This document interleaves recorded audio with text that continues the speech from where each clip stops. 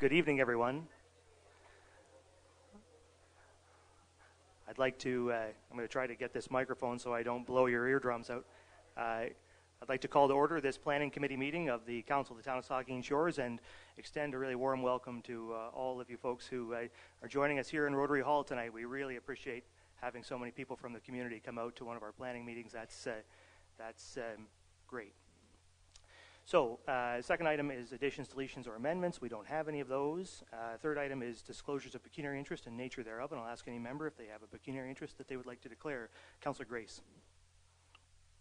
Thank you, Mr. Chair. My pecuniary interest is for item 6.2.2. The nature of my pecuniary interest is that the applicant is a cousin of mine. Thank you, Councillor Grace. Any other pecuniary interests to declare? Seeing none, of course, you can declare one any time if you need to. Item 4 is adoption of minutes, and I have a resolution moved by the Deputy Mayor, seconded by Councillor Rich, that the Planning Committee minutes of dated April 15, 2019 are hereby approved as circulated. Are there any questions or comments to that set of minutes? Seeing none, all in favor? That's carried. Okay, that takes us then on to item 5, public meetings, and we have 2 public meetings on the agenda this evening. And just before I start the public meetings, I'll just run through how those are going to work so everybody's clear. I will call the public meeting to order and then ask our planners, who are sitting over to my right, to give us the presentation on the application. Once the planner's presentation is complete, I'll call on the applicant to ask if they want to have anything that they would like to say to the committee about the application, after which I will ask if there are any members of the public who would like to speak to any of the application. And once we've heard from all members of the public, then I'll ask if any members of the committee have questions or comments that they would like to make at this time as part of the public meeting.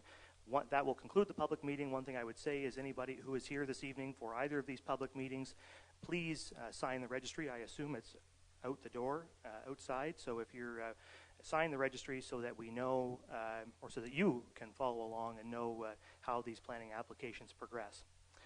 So that's enough from me. We'll call to order the first public meeting, item 5.1, SSOPA 33-19.48 and Z 21-19.48 by Sean O'Dwyer from 244 South Rankin Street. And I'll turn it over to Tessa, our planner, for the report. Tessa. Thank you. So this is an application for both a local official plan amendment and a zoning bylaw amendment. So the property is located in Southampton, just north of the Saugeen River, and spans between North Rankin Street, or Highway 21, and South Rankin Street along Division Street.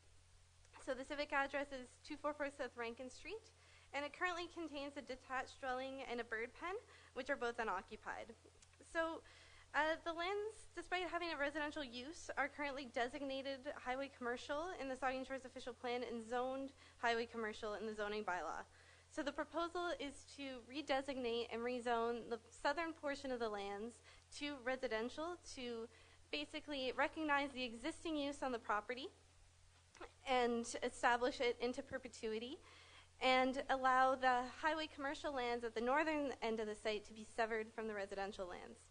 And the zoning bylaw would recognize these same official plan designations.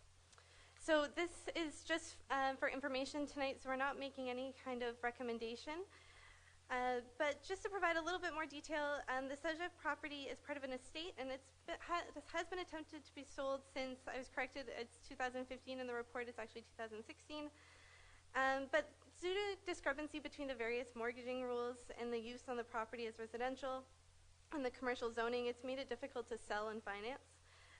So the proposal is the northern part of the property is a commercial lot fronting onto the highway, and the southern portion fronting onto South Rankin Street to be residential. Both lots also have some frontage along Division Street.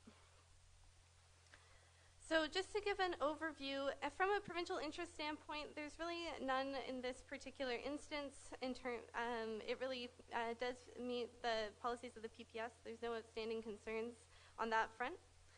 In terms of the local official plan, the goal of the highway commercial designation is generally to allow for a commercial uses that require a high degree of visibility and large amounts of space that aren't appropriate for the core commercial areas. So these lands with their frontage on the highway do provide that high degree of visibility. But along South Rankin Street, it is a fairly residential area and includes primarily large single detached dwellings, and the existing dwelling is consistent with the built form along South Rankin Street. The proposed OP would establish an existing residential use into perpetuity and would thus remove the current status of the residential use as legal non-conforming, which requires any kind of changes to the house currently to go through a committee of adjustment approval process. In terms of the zoning, the proposal would rezone the subject lands from highway commercial, or the southern portion of the subject lands, to residential first density, and the northern lot is proposed to remain highway commercial. So just to note, we do recognize that this would remove some of the commercial lands from the town of Saugeen Shore supply, but I'm quite confident that there's a significant amount of highway commercial lands available. Just by doing a visual kind of overview of the lands, just in this area of Southampton alone, there's about 4 hectares of vacant residential land, or vacant highway commercial land. And in the rest of the town, there's additional lands as well. So there's no concerns that the application would limit opportunities for future highway commercial development. And in both cases, for both the proposed R1 and the proposed highway commercial, they exceed the lot size for those zones. In terms of the agency comments, the town provided some comments. They requested what I've just provided in terms of the vacant lands, in terms of commercial around there. They did note that they would like to see the bird pen removed, as well as seeking 5% cash in lieu of parkland, which is a standard part of any consent application. The Ministry of Transportation didn't have any issues with the proposal. Neither did any of the other circulated agencies, and there haven't been any public comments received at this point. So I'm happy to answer any questions in regards to this application. Thank you, Tessa. I'll ask the applicant if they're here, if they wish to make any comments with regard to the application. Is the applicant here? No? Okay. So then we'll ask, are there any members of the public who would like to speak to this application? I'll ask again, are there any members of the public who would like to speak to this application? And just for the fun of it, I'll ask one more time, are there any members of the public who would like to speak to this application? Okay. So I'll ask then, are there members of the committee who would like to speak to this application, questions or comments for clarification? Okay. So that concludes that public meeting. As I've said, if there are any members of the public interested in this application, please sign the registry. So that moves us on to the second public meeting, item 5.2, Z7818.44, Gigantes Sifton on Olive Street. And I'll turn it over to Tessa, our planner, for the report. Thank you. So this is a property that's located in the Gobles Grove area of Port Elgin at the intersection of Nelson Road and Olive Street. And there's no municipal address assigned. It's currently a vacant lot, so it's treed. The owners are intending to transfer the lot to the Escarpment Biosphere Conservancy. This is part of an estate for John Sifton, and it was his desire to have it transferred prior to his passing. So this is what's being proposed, and in order for the biosphere to acquire the land, they require the lot to be zoned open space. So the proposal is to rezone the existing zoning from residential first density special to open space in order to allow the conservation use. So this, as mentioned, this is a vacant property. It is right in the core area, right in the center of the Gobles Grove neighborhood. From a provincial policy standpoint, there's no issues that arose through our review. In terms of the local official plan, this is a shoreline residential area. And so the predominant use in the shoreline residential is intended to be year-round and seasonal dwellings and other compatible uses. Objectives in this designation include preservation and enhancement of natural areas in proximity to the shoreline. The proposal is also supported by another section of the official plan which promotes a quality of life among residents and sets objectives to provide linked and accessible open space and trail systems to ensure that the public has access to parks, trails, and public facilities.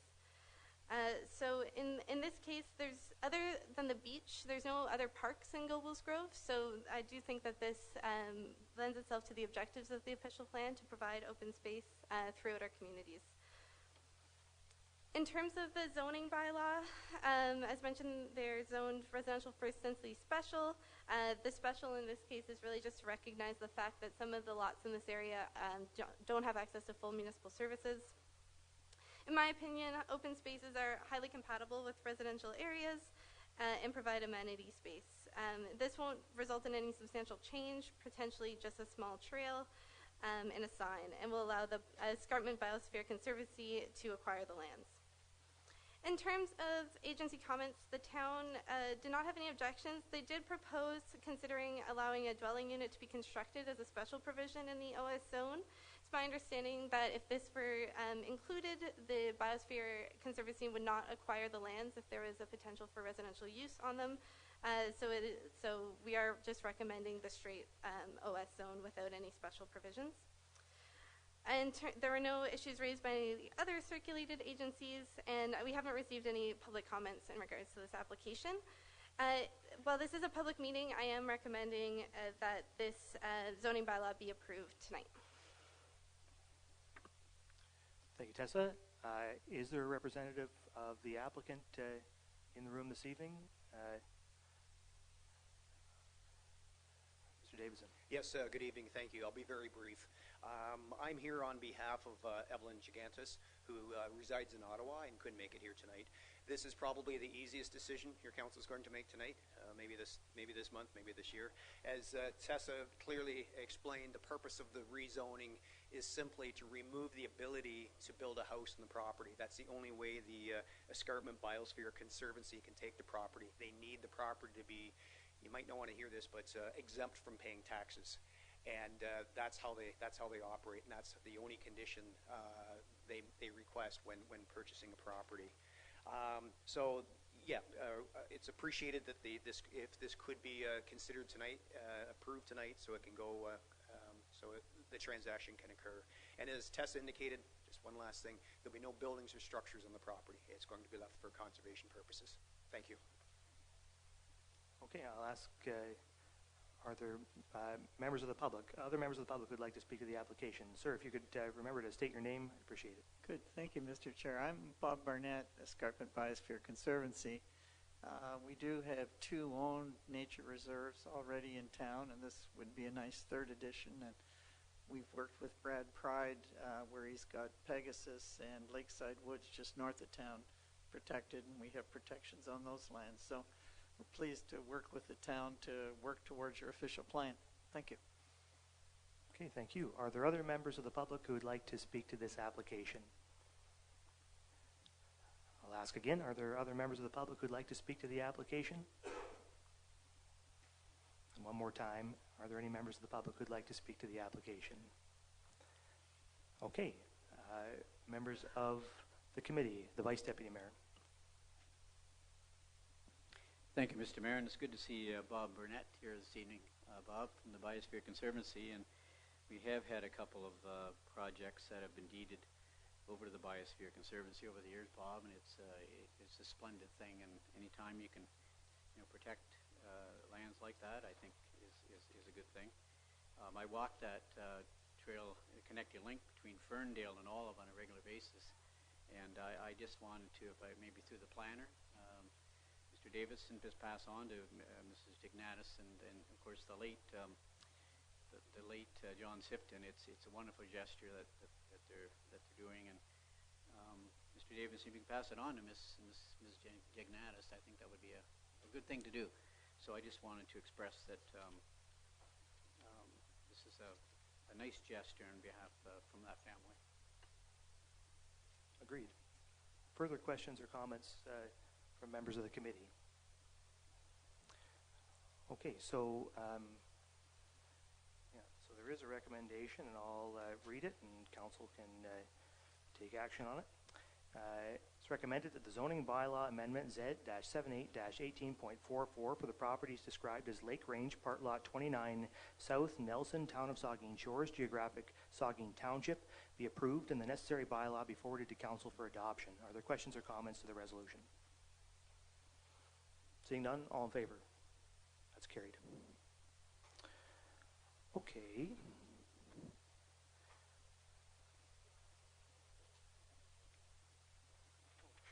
Yeah, just before we move on to the delegations, there are some seats available at the front. If anybody at the back there wants to come and have a seat, we have a number of them available here, just so you know. So that moves us on to Committee of the Whole and item 6.1 delegations, and there are 5 delegations on the agenda this evening. And before I get into them, excuse me, I'll just remind the delegations that our delegations at Council are 10 minutes in length. And given the workload that Council has before it this evening, I'm going to be trying to hew closely to that number if possible, and I'd really appreciate your help to do that. So with that, we'll start with item 6.1.1, delegation from Mr. Brian Putnam with regard to the Bay Street Area Woodlands application. Mr. Putnam, sir.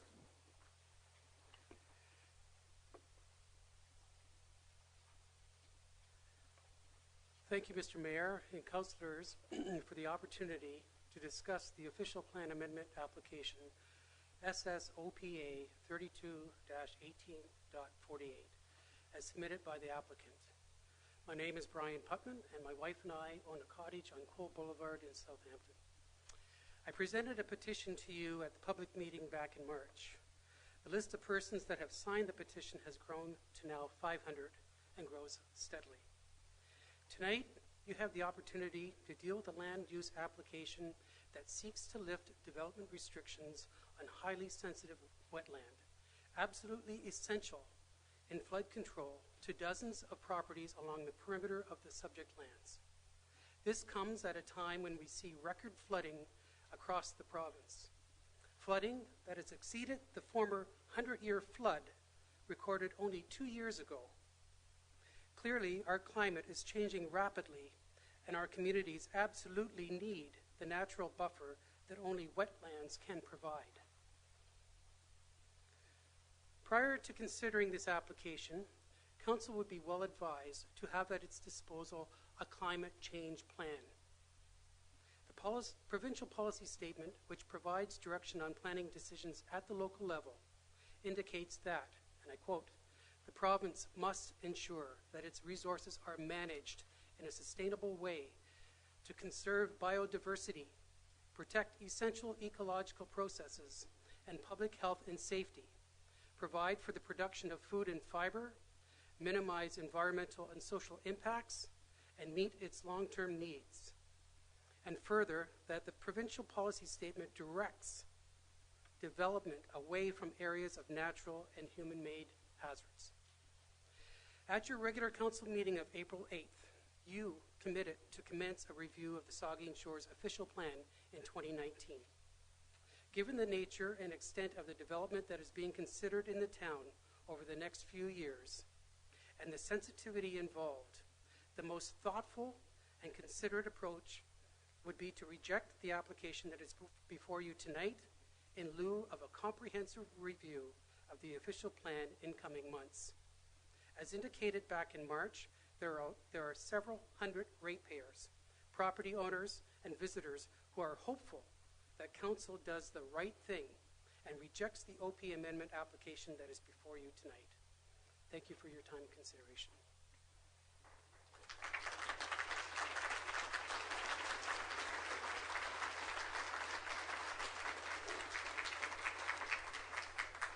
Thank you. That moves us on to item 6.1.2, a delegation from Patty Pelon from the Bay Street Area Woodlands. I apologize if I got your last name wrong, Patty. Come on up. Just the microphone is just over there on my right, just across the way. Can you see it there?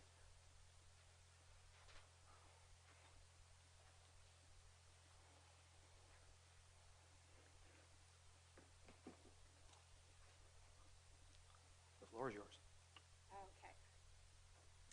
Mr. Mayor, councillors, town staff. Thank you for allowing me the opportunity to address this very important issue which affects the future of our community. I assume that you've read my submission. I'm going to respect your time and the time of all the other Southampton residents here. In that submission, I ask that the proposed amendment to the official plan be denied. I'm not going to review that submission, and will just go over a couple of points that I think strike at the heart of this issue. The Bruce County Planning Report essentially states that it does not oppose the present application and is confident the appropriate environmental and other impacts of concern will be addressed in the planning process.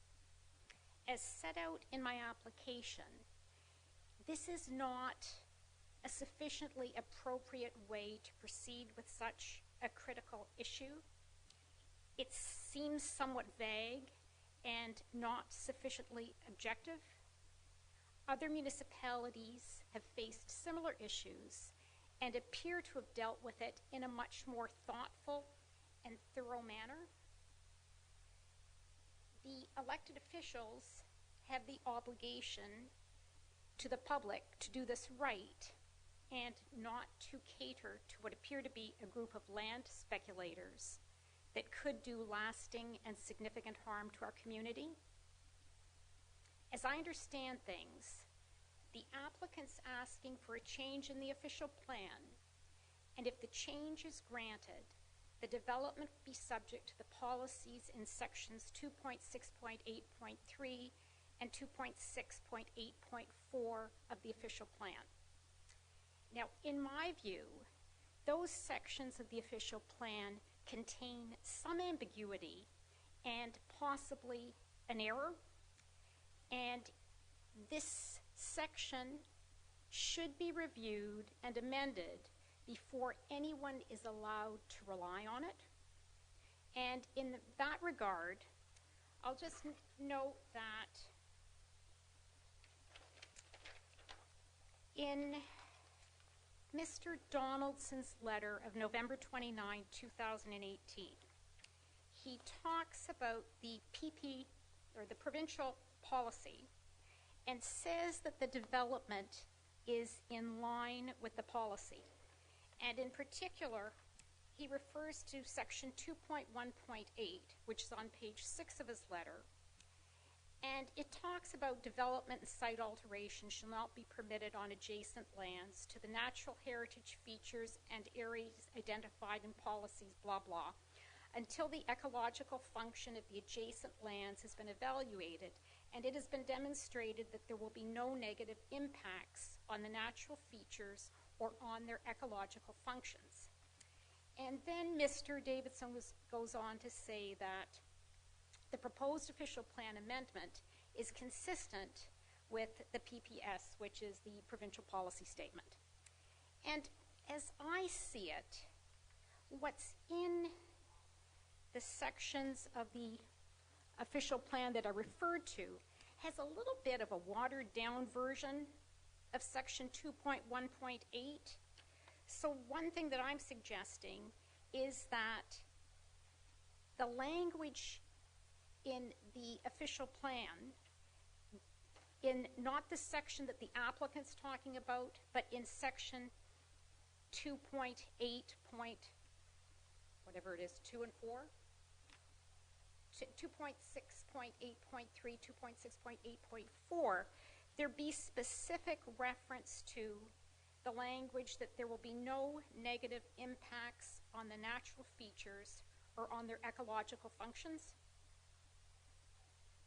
So, as I said, as I see it, there's a watered down version of that in the official plan, in that it talks about the objective is to permit new development in accordance with the underlying designation in a way that protects and maintains interior woodland features and values. Okay. Then in that particular section, there's also a bit of ambiguity, because when it talks about protecting and maintaining interior woodland features and values, is it talking about a site-specific environmental impact study that's just looking at the land, or is it looking at the lands that are the subject of the application, or is it looking at the woodlands as a whole? So I would think it means that it's looking at the woodlands as a whole, and that section of the official plan actually should have language to that effect. And then you get that same issue in section 2.6.8.5. So it should be clear that the intended development would not negatively impact the woodland or its function.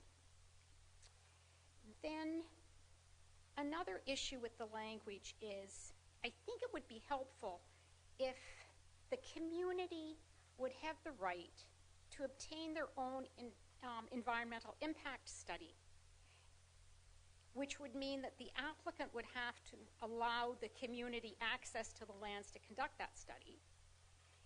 And the town would be required to take a look at that study. The concern being that if the applicant is paying someone to prepare a study, the odds are that it won't be entirely objective. So would the community have that right if it decided to do that?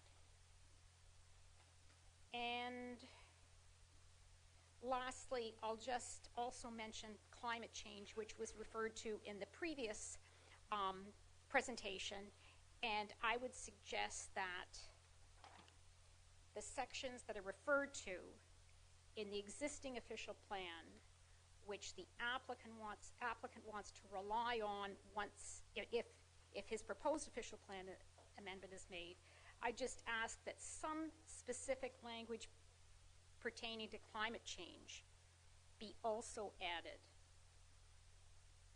to those sections. And that's it. Thank you.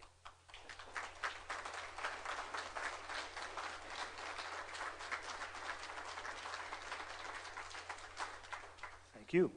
That moves on to item 6.1.3. Mr. Craig Selby, here to speak about the Bay Street area woodlands. Mr. Selby.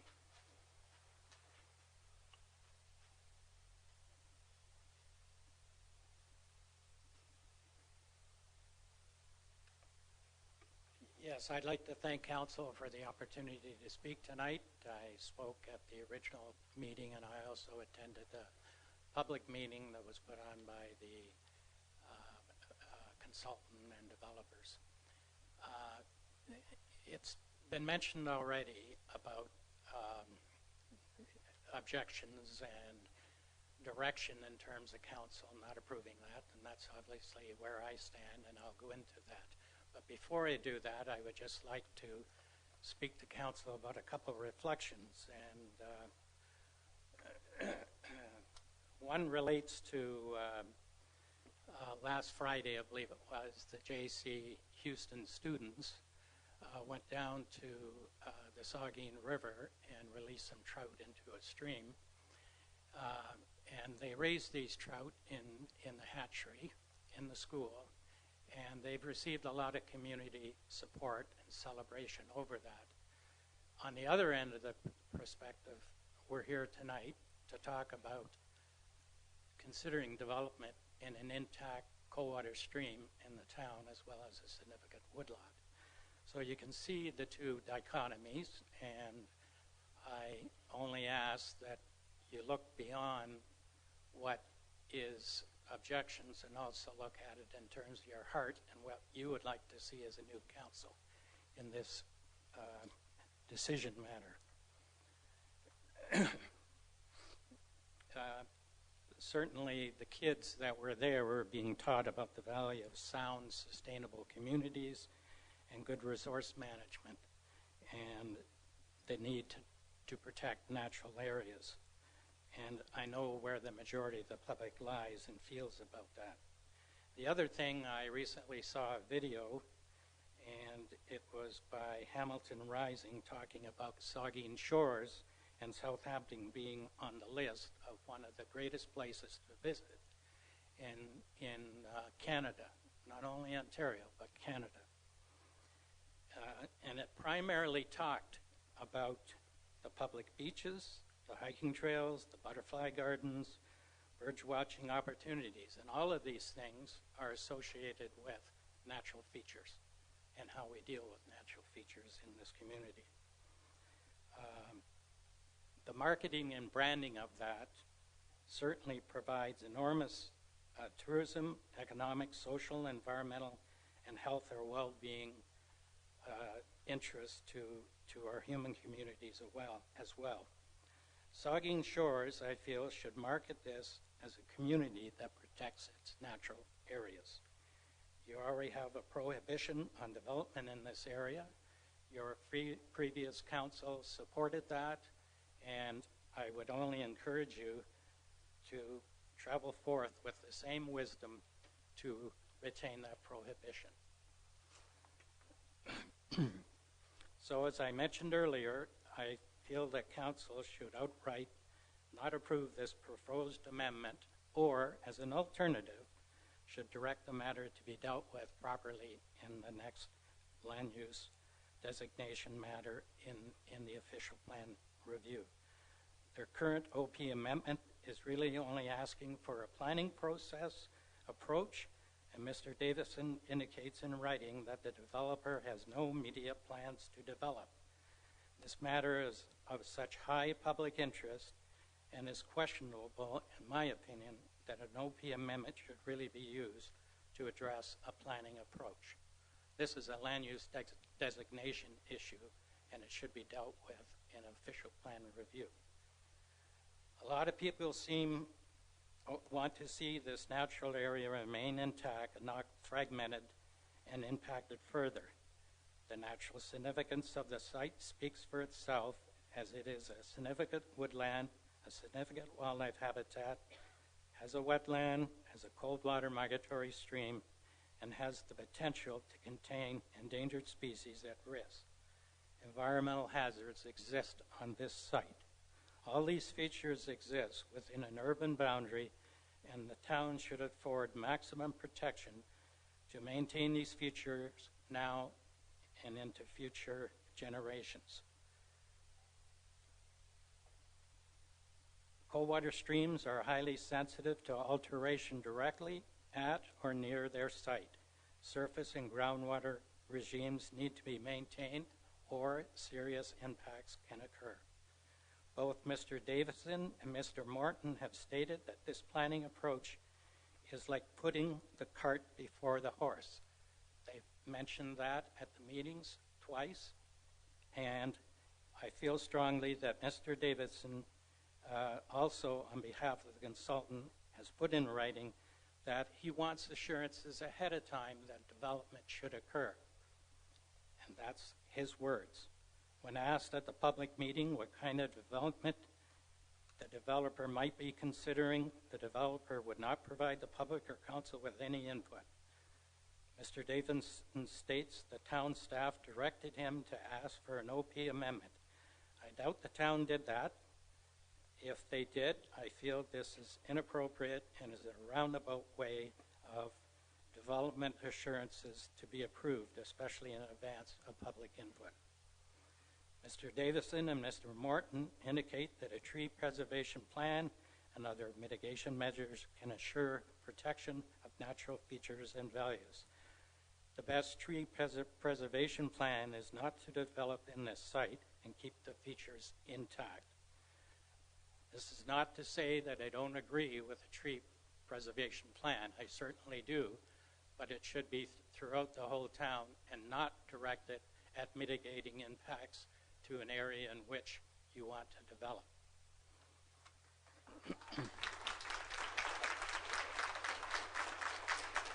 Mr. Davison states the present designation is overly restrictive with respect to the application to county and provincial policy statements.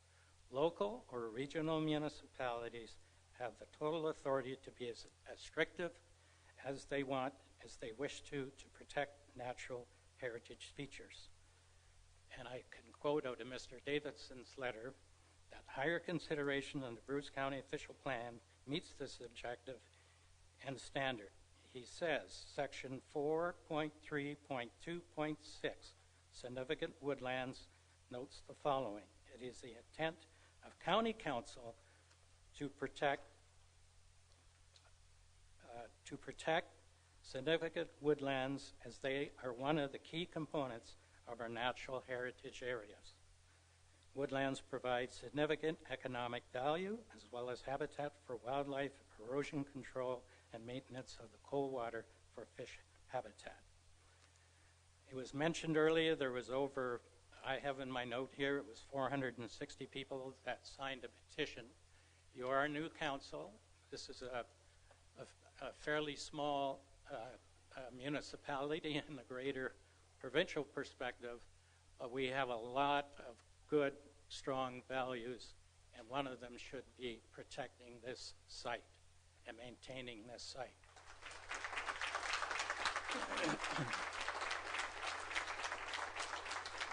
So in summary, I can only encourage council to keep this natural site intact and not approve the amendment.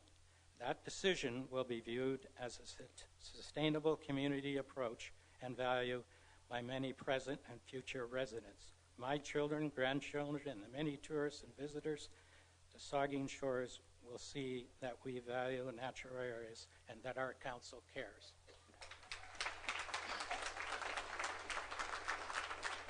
And I did ask the question at the meeting by the public meeting at the town of Southampton.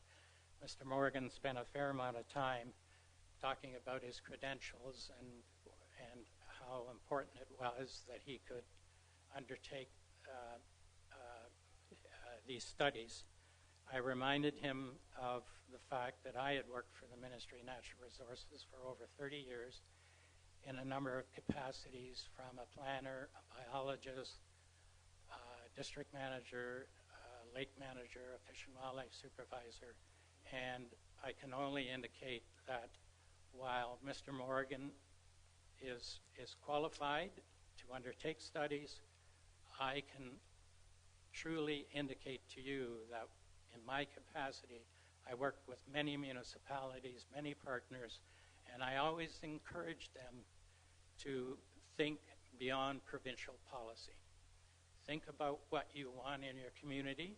Think about the values you want to retain, and one of the most important ones for this town, for tourism and for the health and well-being of fish and wildlife and the health and well-being of us as citizens, protect this area and don't allow development in it.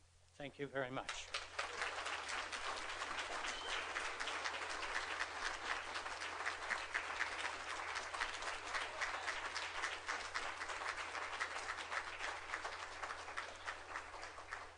Okay, that moves us to item 6.1.4, Laura Robinson on the Bay Street area woodlands. Ms. Robinson.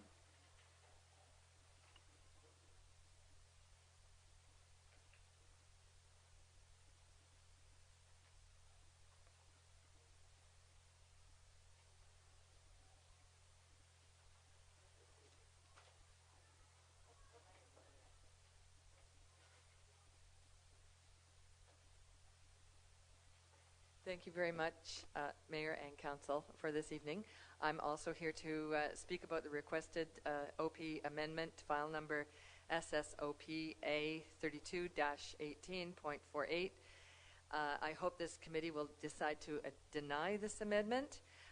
I too was at the open house in Southampton, and there was information I asked the planner for in order for me to write this deputation, which I didn't get until Friday, and I had to send in the deputation on Wednesday. So there's a little information that I've been provided since that I want to give you.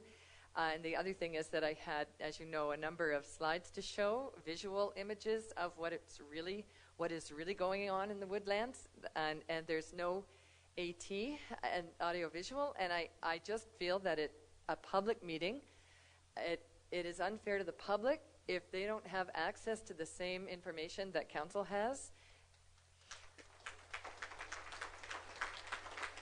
And that there should be a way in which we can show visual images of a woodland and the animals that live in it.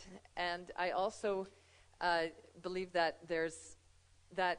at that town hall meeting, the planner did not provide any maps large maps, and it's very difficult to visualize, like,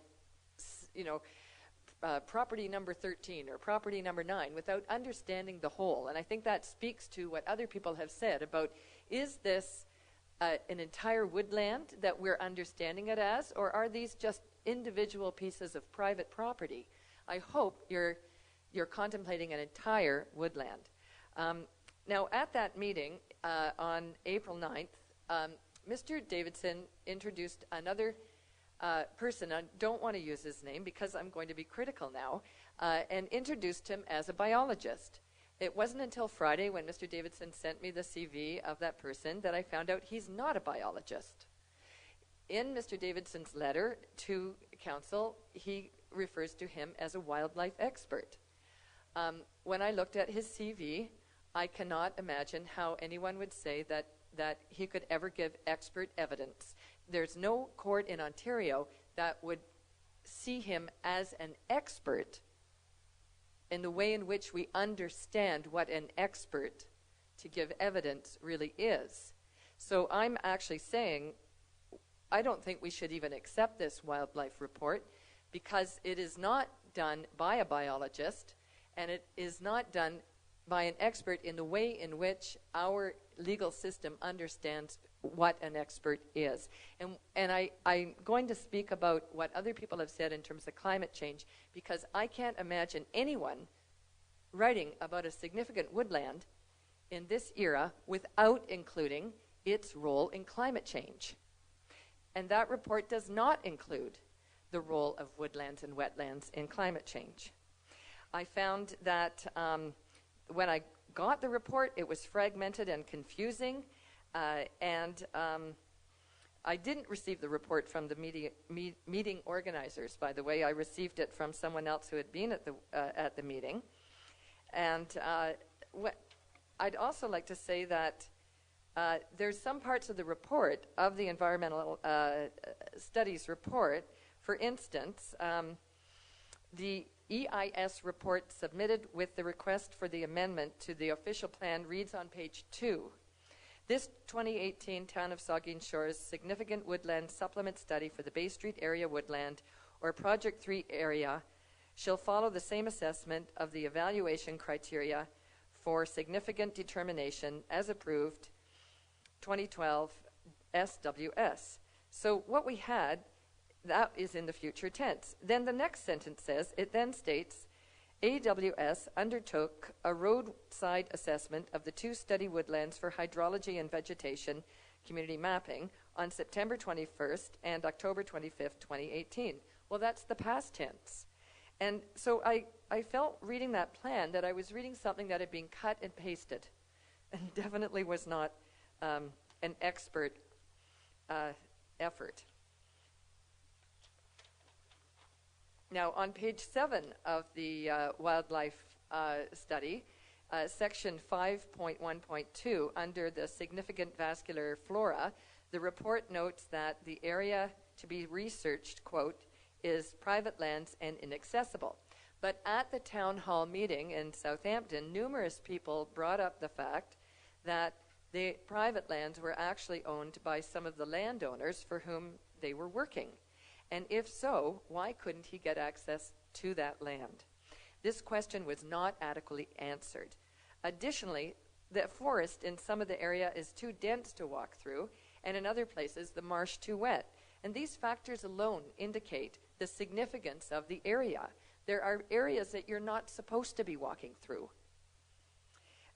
Going on to the significant wildlife study on the subject of mammals, 5.5, significant wildlife habitat, the report states, currently no mapping has been undertaken with Bruce County Official Plan Policy 4.3.210 or the Town of Saugeen Shores to identify significant wildlife habitat due to this feature's complexity and subcomponent aspects requiring on-site survey works.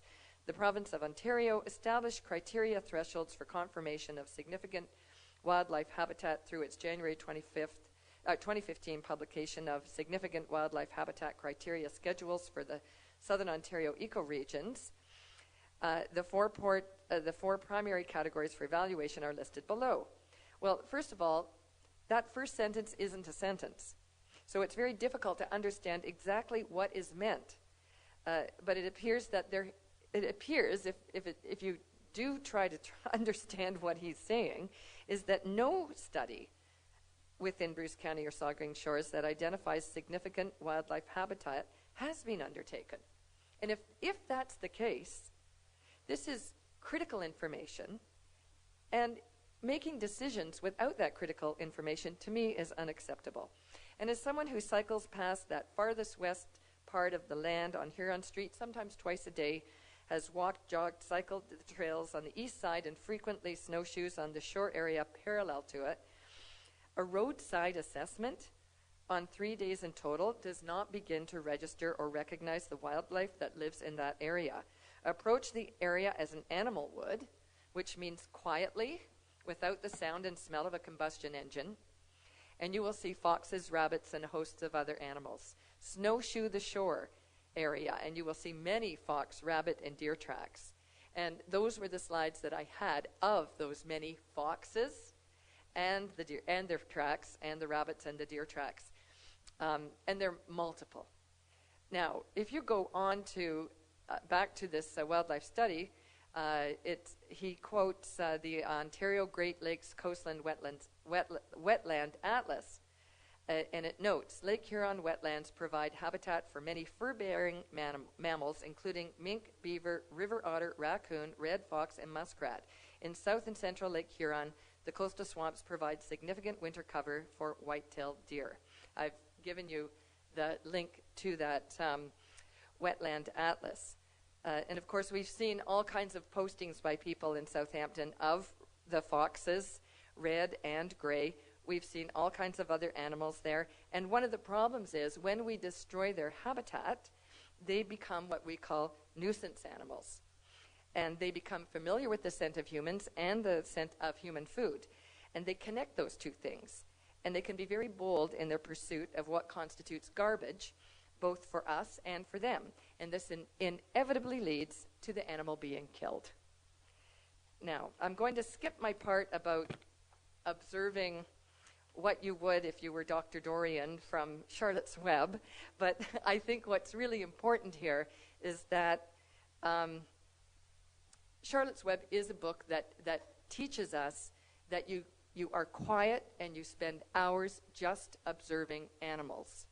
And you don't make a judgment call on what that animal is doing, or that your presence is more important than the animal's presence.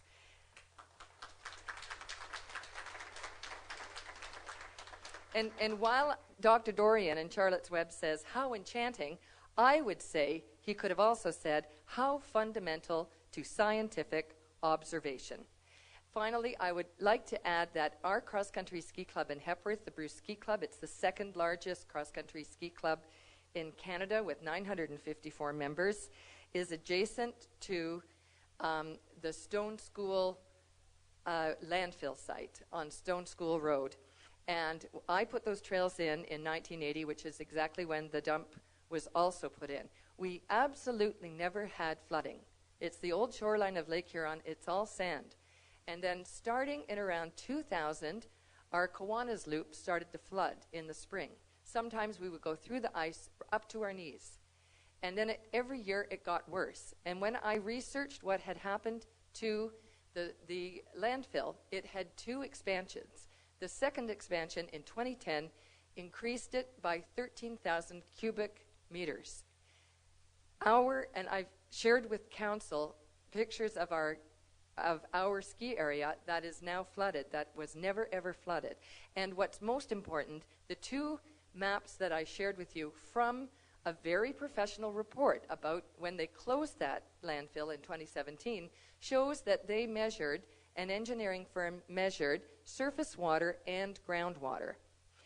But if you look at the map of where they measured it, which you have and the public does not have, and it is a public document, by the way, and I think they should have had it, you'll see that they measured areas that have nothing to do with a public ski trail. And our ski trail I'm not saying they did it intentionally, but the point is professionals measured surface and groundwater, found that there was nothing wrong, when in fact the adjacent recreation area where thousands of children ski was flooded. And now that we have climate change, it doesn't just flood in the spring, it floods in December, January, and February, because now we get torrential rains in the middle of the winter. So I hope you will reject this amendment. Thank you very much.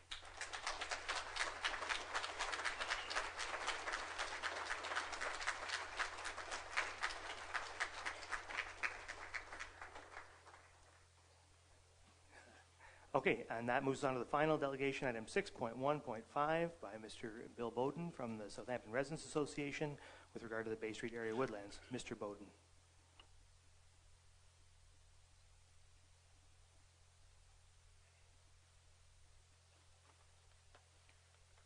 Thank you, Mayor Charbonneau and members of council, for giving me the opportunity to speak to you this evening.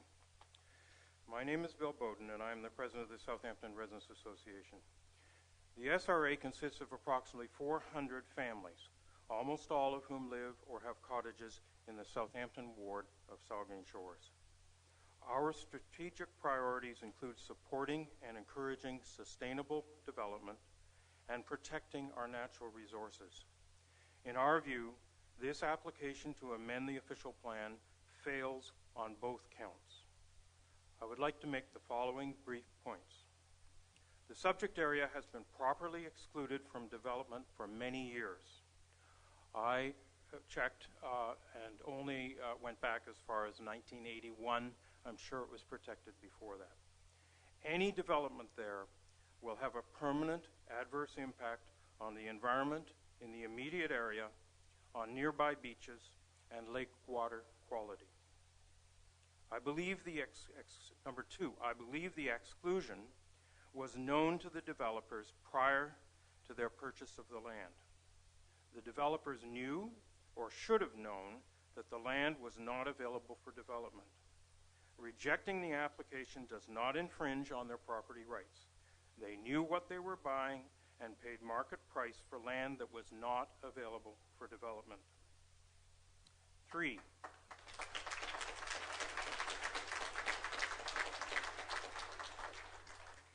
development of the area is not needed to fulfill the town's intensification objective.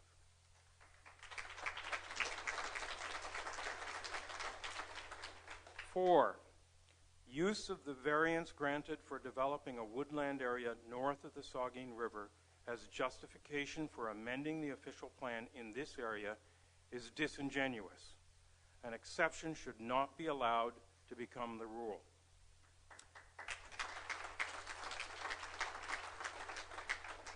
5, Council has already committed itself to reviewing the official plan this year. That review will consider the entire town, and we expect it will include advice from independent planning experts engaged by the town, as well as significant public participation and consultation. Developers will surely be included in that process. Approving the proposed amendment now will prejudice the outcome of your official plan review.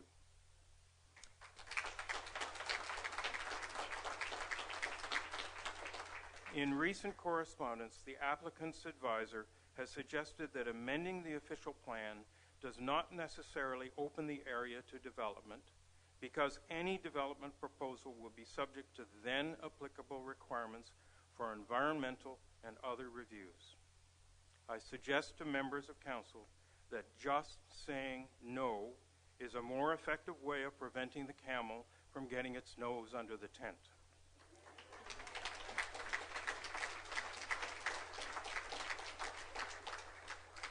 Your predecessors on Saugeen Shores Council, and before that on Southampton Council, knew that this area was unsuitable for development. You know that too. We respectfully ask that you reject the application altogether. Thank you.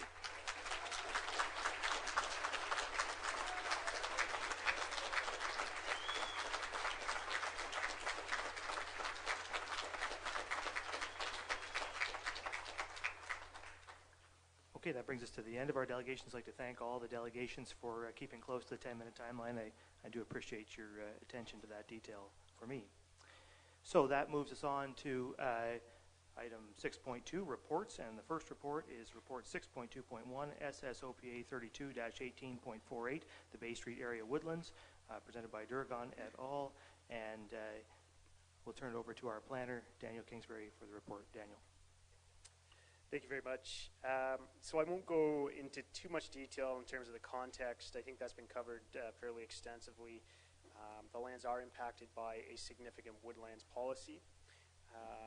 Just a quick overview, the lands are also designated residential and hazard in the town's official plan. Of note, the lands are also serviceable by municipal water and sewer. So the amendment proposes to place a special policy overlay on the lands that would allow for development to be contemplated on the lands that are designated residential, the residential component of the subject area. The proposed amendment is similar to the policy framework that exists for other woodland features within the town, and specifically is aligned with what's known as Special Policy Area 4, which is the woodland between Southampton and Port Elgin.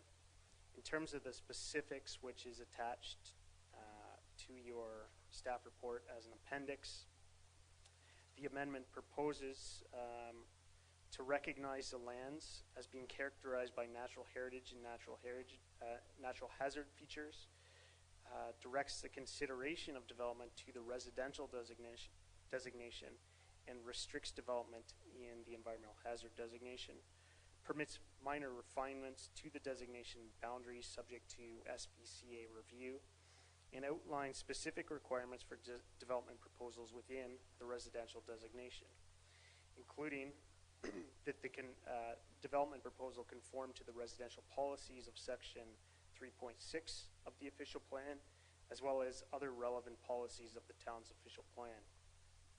Undertaking an environmental impact statement and a tree preservation plan, implementing the EIS and tree preservation plan through an agreement that's registered on title, adhering to all federal and provincial requirements regarding threatened and endangered species, and undertaking a stormwater management report, functional servicing report, archaeological assessment, planning justification, as well as any other report deemed necessary by the town, county, and SVCA, including the potential for requirements for enhanced technical studies related to drainage.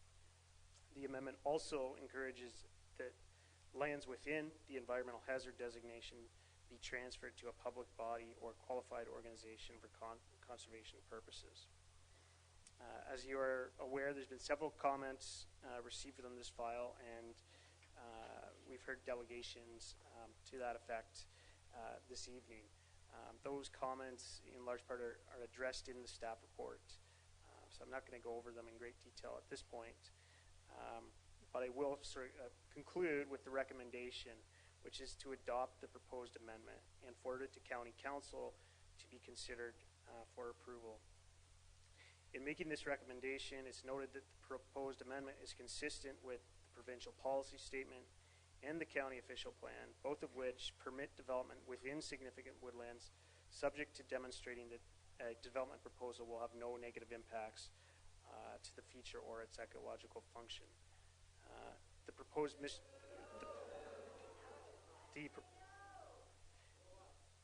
just please maintain order, okay? I understand there's disagreement, but I'd appreciate if we could have order. Thank you. Carry on, Daniel. The proposed amendment is also in keeping with, in my opinion, with the local official plan by balancing the goals and objectives of the underlying residential designation, which have been allocated for the town's future residential growth with the environmental goals and objectives of the town's official plan. Often planning is an exercise of balance, competing interests. In this case, I feel the proposed amendment as presented balances those interests in terms of environment and the efficient use of lands and services. And I'd be happy to take any questions. Thank you, Daniel. I will read the recommendation, and then we can take questions or comments from the committee. It's recommended that the local official plan amendment SSOPA 32-18.48 for the properties described as town plot lots 40 to 48, Grosvenor ES-WS Plan 3M207 Block 7, Town Plot Lot 45 East Huron, Town Plot Lots 45 to 50 West Albert, Town of Saugeen Shores, Geographic Town of Southampton, be approved and the necessary bylaw be forwarded to Council for consideration of adoption and the County of Bruce for approval. Questions or comments from members of the committee? We'll start here with the Vice Deputy Mayor. Thank you, Mr. Mayor, and I'd first like to thank our planner, Dan Kingsbury, for his detailed report, which certainly provided the information necessary for me to make an informed decision. And Jay Posner, Jay, I've proposed a lot of questions to you as well, and I wanted to thank you both for providing the information that I required. I would also like to acknowledge the extraordinary display of concerns that our residents have demonstrated pertaining to what the future holds for this parcel of land in question. And to me, this is community. This is what how the process should work. There's a lot of passion about that parcel of land, and I wanted to thank everyone for coming this evening and for the presentations. Well presented. Mr. Mayor, this decision we're about to make is obviously a controversial one and important one. We have on one hand developers who would like to move to the next stage by carrying out an environmental impact study to see what, if any, lands can be developed for residential use. And on the other side, we have a significant number of residents who would like to see the lands in question left untouched, both south of Bay Street and north of Bay Street. I have my own strong thoughts about Bay Street south, where I think that little or no development should take place, and turn it all over to the Biosphere Conservancy. I think that would be a prudent move.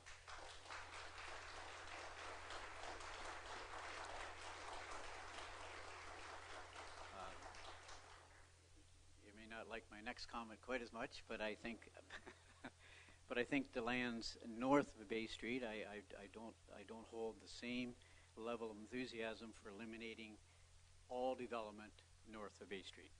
And if you'd like to boo me on that one, that's okay, but that's my thought. I have two distinct thoughts. For me, Mr. Mayor, residential development in Saugeen Shores is inevitable, and I believe that this council needs to be as supportive as we can and demonstrate that the town of Saugeen Shores welcomes new development. In consultation with town staff and Mr. Kingsbury, the County of Bruce is in the early stages of undertaking a natural heritage study. I believe this is the right approach, as a study of this nature would provide our residents and council with a community-wide, comprehensive look at which significant woodland features need to be preserved and where development could potentially occur in the future.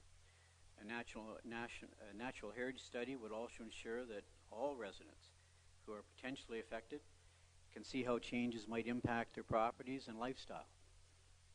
It is my belief that the town of Saugeen Shores needs to partner with Bruce County with the completion of a natural heritage study, a study that would comply with Regulation 2.1.3 of the Provincial Policy Statement. Section 2.1.3 on page 22 of the Provincial Policy Statement states that natural heritage systems shall be identified in ecoregions 6E, 71, we're in one of those regions, recognizing that natural heritage systems will vary in size and form in settlement areas, rural areas, and prime agricultural areas. A good time to do this, Mr. Mayor, would be during the updating of the town of Saugeen Shores official plan, which is also about to happen. On page 9 of our agenda this evening, again, Mr. Kingsbury's report, Mr. Kingsbury states, and I quote, "The county recognizes that the evaluation of significant woodlots on a case-by-case basis may no longer be adequate." Quote, and again, quote, "In this regard, the county shall endeavor to undertake county-wide evaluation of woodlands, provide required mapping, and update the section as required." I agree with this statement, and I conclude that a broader and fresh evaluation of all significant woodlands in Saugeen Shores be carried out before any amendments are approved. Back in the year 2005, when Pegasus Trail development was being considered, the developer underwent rigorous negotiations with Conservation Authority officials which led to a limited number of residential homes being approved in a heavily wooded area. A special policy 8 was created and incorporated in the town's official plan amendment at that time, which governed development within the wooded area. One of the positive outcomes of this transaction was the deeding of all remaining lands to the Niagara Biosphere Conservancy, and I firmly believe and trust the right thing will be done in the future, where not only the CAW, where they donated lands in behind Saugeen Beach Road, but also the Brad Pride development, Pegasus Trails, that land ended up in the hands of the Biosphere Conservancy, protected in perpetuity. I would sincerely hope that whatever the outcome is for the lands we are discussing this evening, that the majority of lands in question end up in the hands of the Biosphere Conservancy, and particularly south of Bay Street, for lifetime protection from future development. I do believe that the question of new development in our significant woodlands areas throughout all of Saugeen Shores requires additional community consultation. And a good opportunity for this consultation to take place would be during our official plan update, which again is about to take place. I also believe the impending natural heritage study will lend valuable information towards our significant woodlands for all of Saugeen Shores. The lifting of section 2.6.8.2c in the town's official plan, which generally restricts development with woodlands that are greater than 4 hectares, in my view, is premature. And I feel this amendment application needs more time for all to consider, Mr. Mayor, and I will be voting against our planner's recommendation.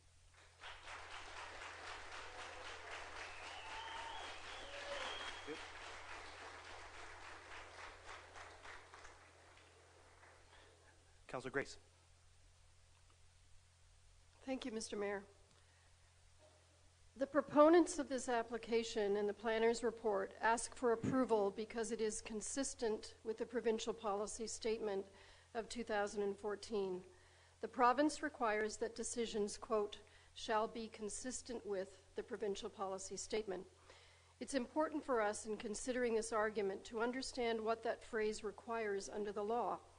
Unfortunately, the provincial policy statement itself doesn't define what it means by consistent.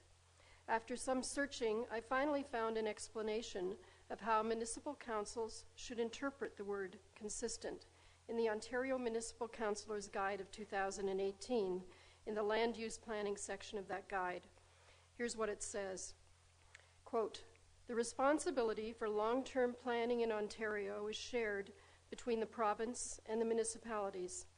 The province sets the ground rules and directions for land use planning through the Planning Act and the Provincial Policy Statement, or PPS. Municipalities and planning boards implement the province's land use planning policy framework.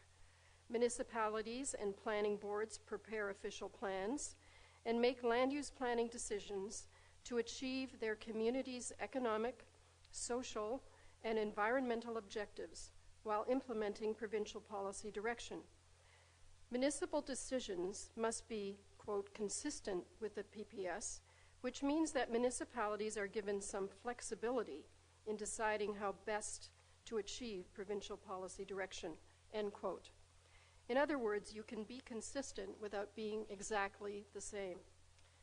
The PPS itself supports this interpretation by stating that its, quote, policies represent minimum standards. To quote the PPS in page 3, quote, within the framework of the provincial policy-led planning system, planning authorities and decision makers may go beyond these minimum standards to address matters of importance to a specific community, unless doing so would conflict with any policy of the provincial policy statement. One can select goals from the governing documents cited by the planner and the developer's planning consultants, the PPS, the county's official plan, and the town's official plan. The proponent's consultant, Mr. Davidson, states that the provincial policy statement, quote, directs urban-type development to settlement areas such as Southampton.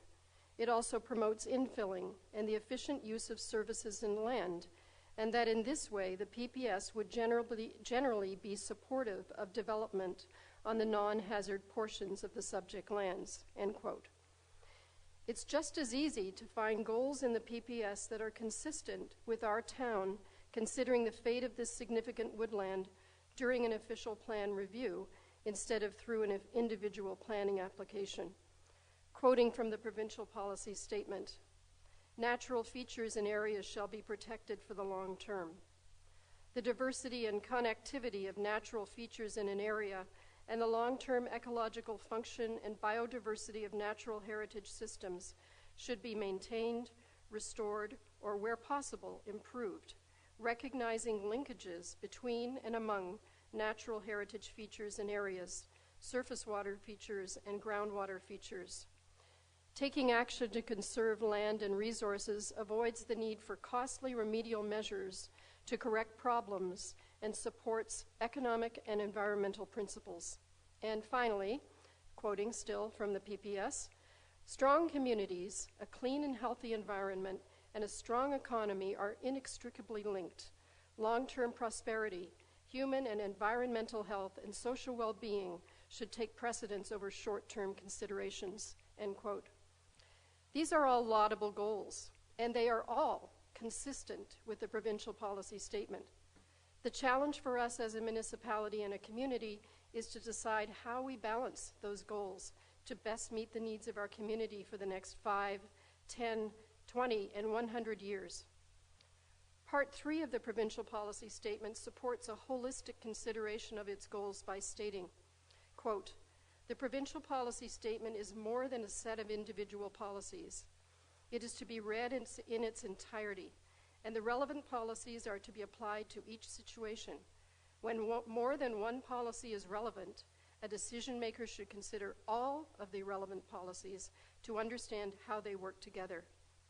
Our upcoming official plan review offers the best way for us to consider the future of these woodlands as we evaluate and balance all the needs of our growing community." Before my conclusion, I'd like to speak to the applicant's request for the committee to decide on this application before the upcoming official plan review. In his letter of November 28, 2018 to the County Planning Office, Mr. Davidson, the proponent's planning consultant, stated that the, quote, "Developers are simply looking for the proverbial green light from the town by having council remove this overly restrictive significant woodland policy to allow for some assurance to the developer that development could be considered," end quote. Through their consultant, the proponents are arguing that they are not willing to wait for the completion of the official plan review, which is to begin this year. I do not find the argument for urgency to be compelling. I understand that several of the owners inherited this property that was acquired by family members decades ago. In the case of the majority owner, Mr. Durgan, Mr. Davidson tells us that, quote, "He currently owns 5 parcels of vacant land between Island Street and Cole Boulevard and is currently in the process of acquiring another 9 lots for the purposes of developing some of these lands for residential purposes," end quote. Mr. Durgan knew or should have known about the town's official plan restrictions and the environmental hazard zoning restrictions on this land when he purchased this property. Our official plan review comes at a particularly opportune time. Our municipality is experiencing unprecedented growth and the accompanying pressures to provide and maintain necessary infrastructure, adequate housing supply, education, and appropriately situated employment lands, while providing for and protecting existing recreational facilities and space, parks, beaches, and woodlands. This review will allow our community to decide how best to provide for these growing social needs now and in the future, while, to quote the PPS, "conserving biodiversity and minimizing environmental and social impacts." The county report states that further consideration for development of these woodlands would require further Planning Act applications and would be subject to a public process. While that is true, those public consultations would appear in the form of isolated public meetings to approve an application for development. This would not compare to the opportunity for fulsome public consultation provided by the upcoming official plan review. Over the last few months, we've seen unprecedented public concern about the proposed development of this area. A previous council felt that these woodlands are important enough that it restricted development in our current official plan, I will be voting against the approval of this proposed amendment to allow for full public consultation within the official plan review process.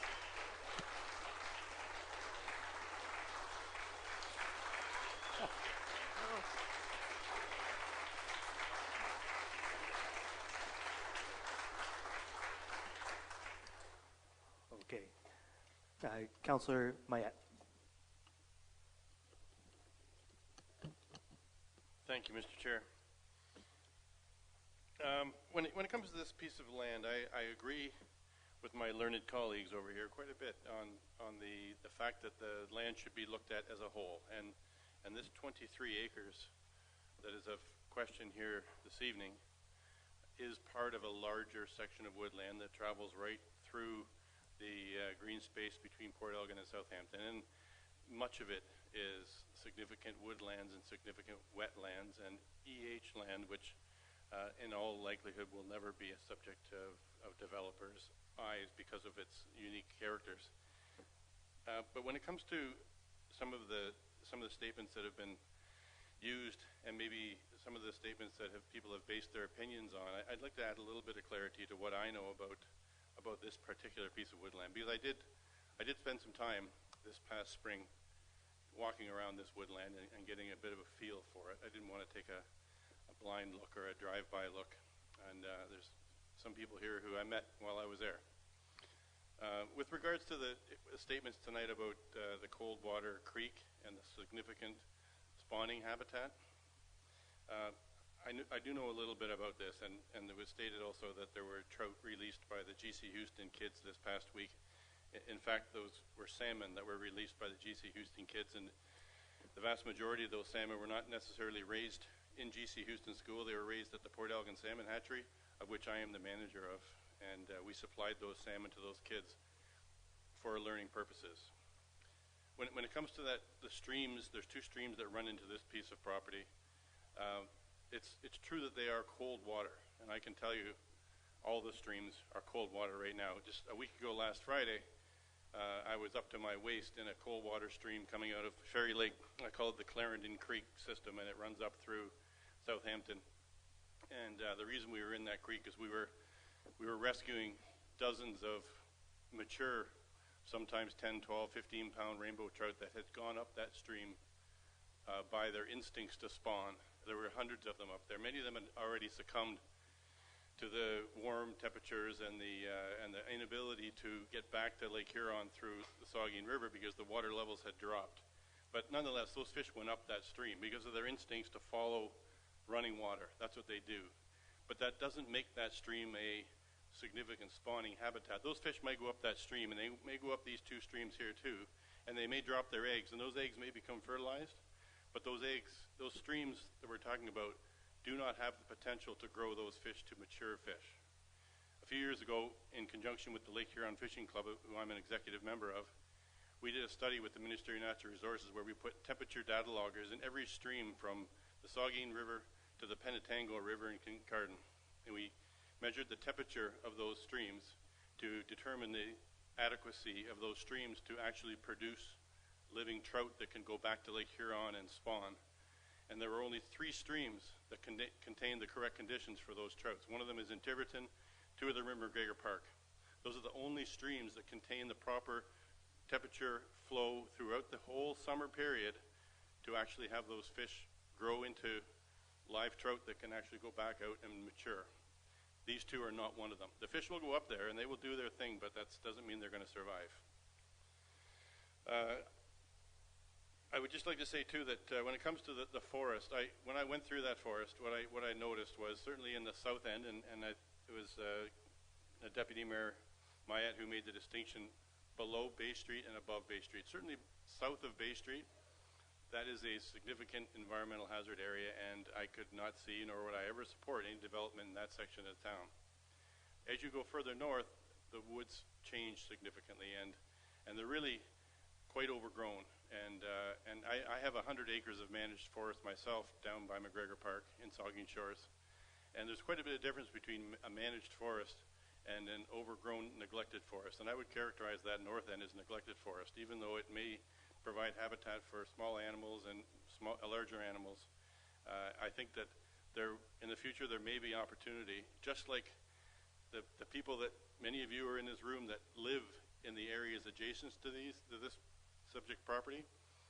The areas that your houses are on were at one time significant woodland and habitat areas. So to wholesale dismiss the idea that any further development such as where you live can take place, I think would not do the town or the future or anybody any good. So I think the opportunity it's been stated, the opportunity sits before us to take a holistic look at this through an official plan review, which is on the books for this year, and I certainly would support holding off a decision on this until such time as we can do that. Thank you.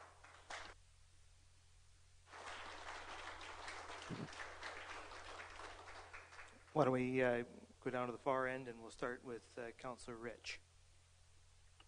Thank you, through Mr. Mayor. It's nice to see so many people out tonight. There's a couple of things I wouldn't mind stating tonight. The report shows that there are no rules will be broken with the provincial policy statement, and that no rules will be broken with regard to the Bruce County official plan, and no rules will be broken with regard to the Saugeen Shores official plan, but it doesn't really give a compelling argument for why you should do something. There's lots of reasons where you don't break rules and it's okay, but you really, to change something like this, I think you need a really compelling argument for why that's going to be a benefit to the community. There really is a lot of developable land in Saugeen Shores, so I don't feel any real pressure to change this over. And as everyone has said before, there's an official plan review coming, which might in fact want to keep this as a significant woodland or create more biosphere escarpment conservancy or create open space. But I think the most important thing is that residents of a community have the right to build the type of community they wish. And I think that when people come out in these numbers and talk about the neighborhood that they live in and how they would like to see it be developed, I think that that we should listen. And so for that reason, I won't be supporting the change this soon.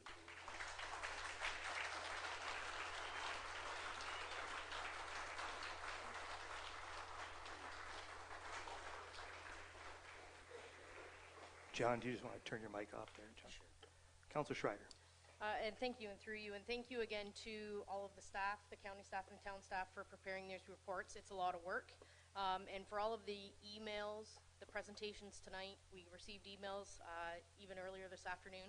As you can tell by a lot of the comments around the table, is that everything is read, everything is considered, and it really does provide us with a lot of background that we need in order to make these decisions. I agree with my colleagues around the table here tonight that the appropriate thing to do would be to look at the official plan and to I think a lot of the recommendations that came through the report tonight as well, with requiring additional studies, environmental impact studies as well. Those things are important things, so I agree with those things, that we need those, but we need those things in order to make an informed decision, and I don't think that tonight is the night that we can make that decision. So I think we need more information, and so I will be not supporting that tonight. Thank you.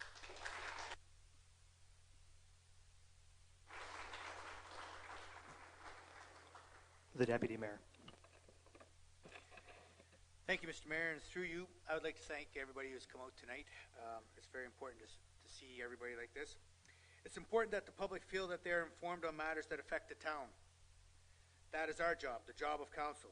We were elected to do what is best for the town, following the rules that are given to us. With that in mind, I will not be supporting tonight's recommendation.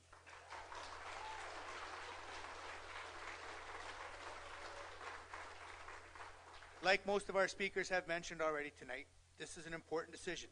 We said that we would be completing our official plan review later this year, and that is what we will do. We will involve the community, and when we do this, we'll make an informed decision at a later date, and hopefully determine once and for all what is best for this woodland and that it is being maintained forever. Thank you, Mr. Mayor.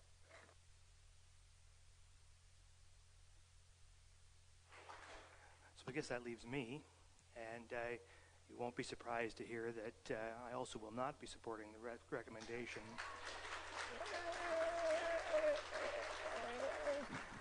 And I want to be clear about why that is. This application and I mentioned this in the public meeting as well, the problem I have is that it only deals with half of this specific woodland. The woodland extends clearly, the Albert Street extension, Albert Street South extension is where this property or this application ends, but the woodland extends to the east of that all the way out to McNabb Street and beyond. And in my view, lifting the restriction on one part of a woodland and potentially allowing development in one part will almost certainly, the very significance of a significant woodland is in its contiguous nature. That's what makes it significant. And if you make a change to one part without considering all the other parts, that change can have an impact on any other part, right? It's a contiguous and piece of habitat and of land. And so when we make a consideration like this on a piece of land, it needs to be in the whole context. And also, just from a pure planning standpoint, the folks who live on the streets to the east will not have been circulated in the way on this planning matter as everybody who lives in the immediate vicinity of the planning area. But the potential of lifting this application has the potential to affect all of those people, because, as I say, when you lift restriction in one part up near Bay Street, it can have effects all the way down at McNabb Street, and those folks have not been directly included in this planning process, which is not going to work for me. So I think, as my colleagues have all said, we're going to have the opportunity to review this as part of the official plan. I would go farther and say that the natural heritage study, which is referenced in Mr. Kingsbury's report, is something we ought to do. The County of Bruce is already beginning that process. It's underway, and I think the town of Saugeen Shores could join with that process, and where we could get really detailed information on pieces of land like this and see exactly where the significance lies and what the opportunities may or may not be for building on it or not in the future. But I think that kind of work needs to be done, and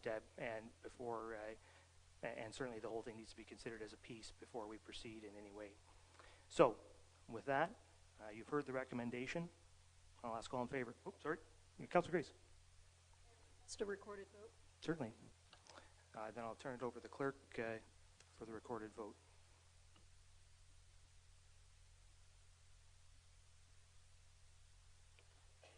Thank you. So I'll call out the names of the members in alphabetical order. If you're in support, please say yes. If you're in opposition to the motion as read, please say no. Charbonneau? No. Carr? No. Grace? No. Matheson? No. Mike Myatt? No. Dave Myatt? No. Councillor Rich? No. Councillor Schreider? No. Councillor Smith? No. The recommendation is defeated.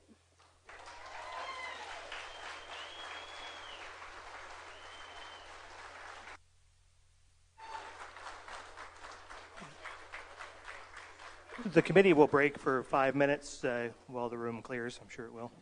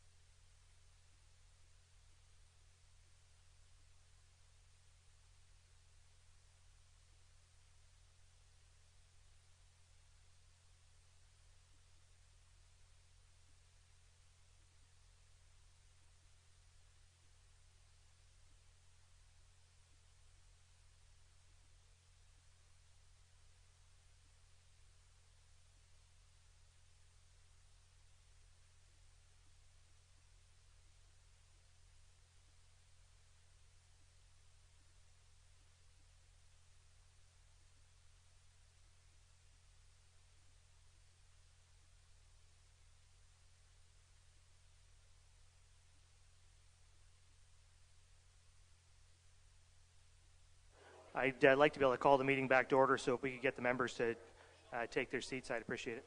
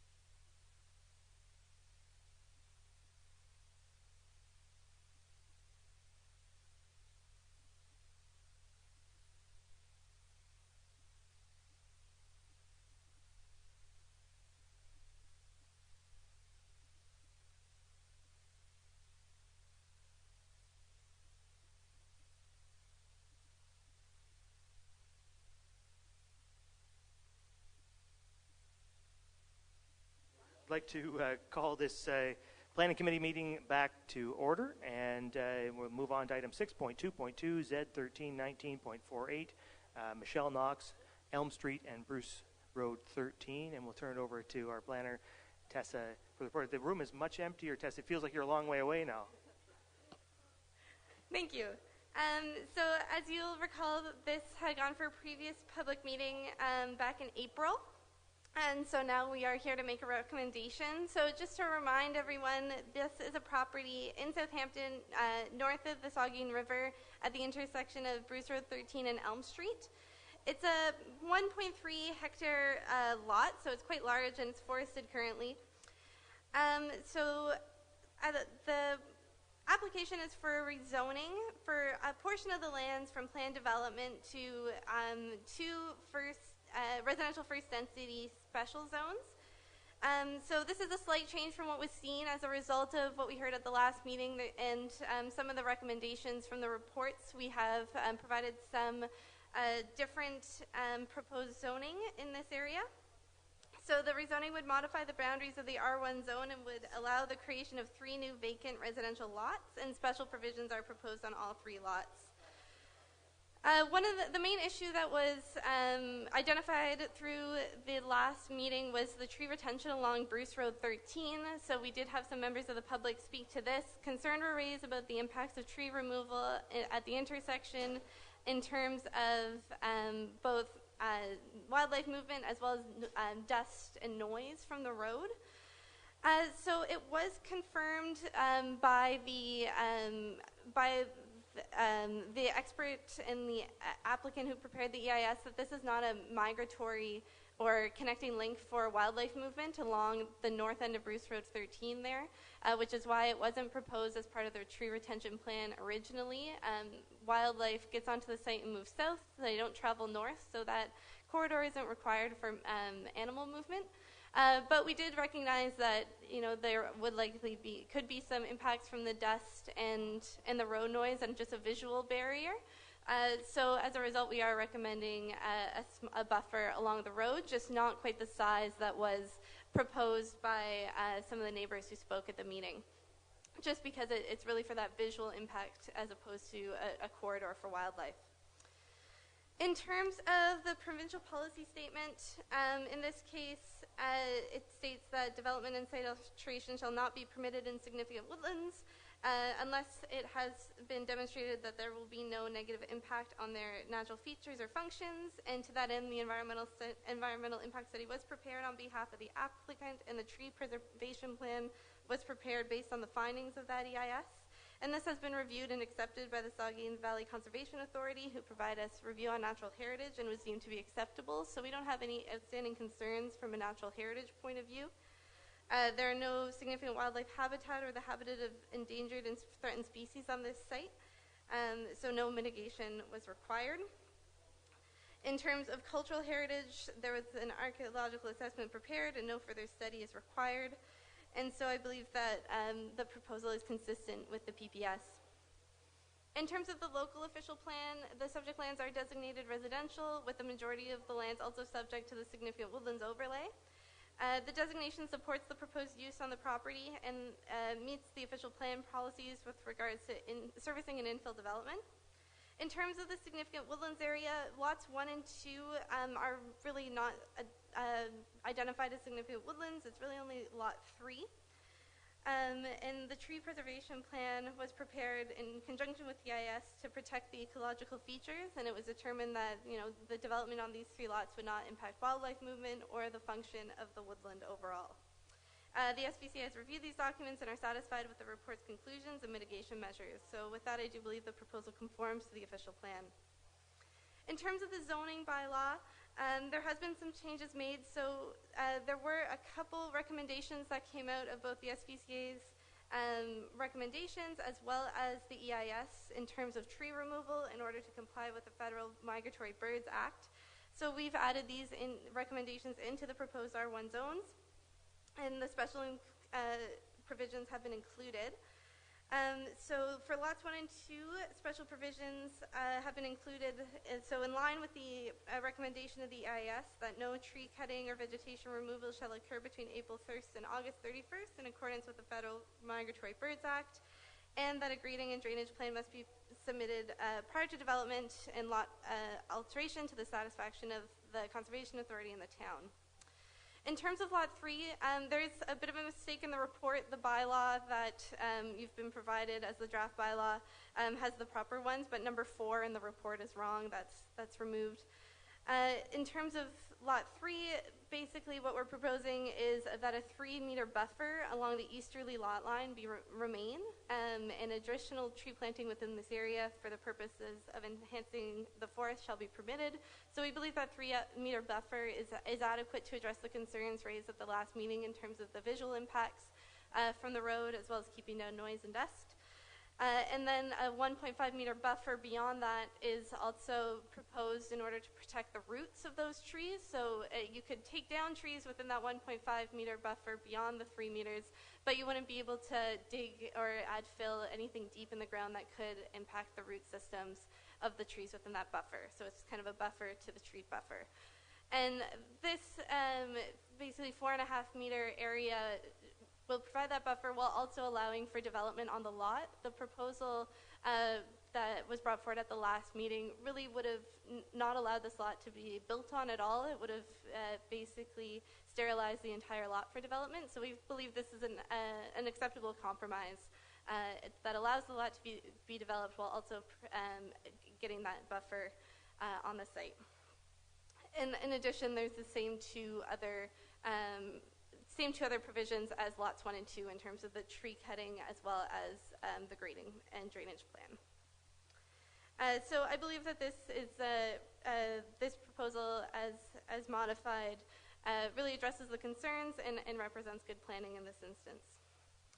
In terms of the agency comments, the Saugeen Valley provided comments in terms of the hazards as well as the significant features on the site, and they had no issues with the report as received by staff, and they did provide those conditions which have been added into the zoning. In terms of public comments, I've gone over kind of what we've done to address their concerns along Bruce Road 13, and I believe that this adequately addresses their concerns. So with that, I am recommending approval of the zoning as modified. Thank you, Tessa. I'll read the recommendation, and then we can take any comments or questions from members of the committee. It's recommended that the zoning bylaw amendment Z13 19.48 for the properties described as Lot 18, Plan 597, and Town Plot Park Lot 12, North Saugeen River, Town of Saugeen Shores, Geographic Town of Southampton, be approved as modified, and the necessary bylaw be forwarded to Council for adoption. Questions or comments from committee members? Yep. The Vice Deputy Mayor. Just really a comment, Mr. Mayor, and I wanted to thank the landowners. One of the comments I did raise at the last meeting, listening to the residents, but there need to be more of a buffer between County Road 13 and the first household, and they've listened, and I think that the 3-meter buffer be increased to. And I found out, discovered today too, that there's an additional 2-meter buffer on the road allowance area. So in effect, I believe Here was 16.4 feet of buffer area. So I just wanted to thank the the landowner for listening, and I think it's a good change. Thank you, Tessa, for your report. Further comments, questions from the committee? Okay, you've heard the recommendation. All in favor? That's carried. We can bring back Councillor Grace.